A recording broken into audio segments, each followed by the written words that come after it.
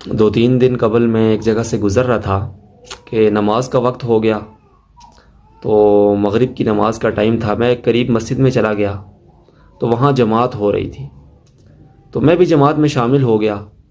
وہاں غالباً امام صاحب نہیں تھے، تو پیچھے کسی مقتدی نے یا پھر مؤذن صاحب نے نماز پڑھانی شروع کر دی۔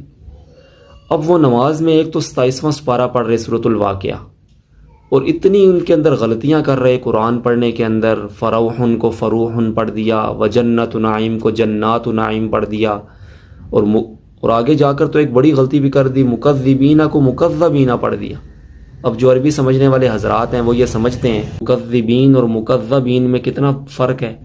ہم لوگ چونکہ دنیاوی لائن کے اندر تو بڑی توجہ کرتے ہیں، ہر چیز ماہرین کو دکھاتے ہیں، لیکن کبھی ہم نے قرآن پاک اپنے امام مسجد کو نہیں سنایا، اپنا نماز کا سبق نہیں سنایا کہ امام صاحب میں 10 سال سے، میں 20 سال سے، میں 40 سال سے نماز پڑھ رہا ہوں،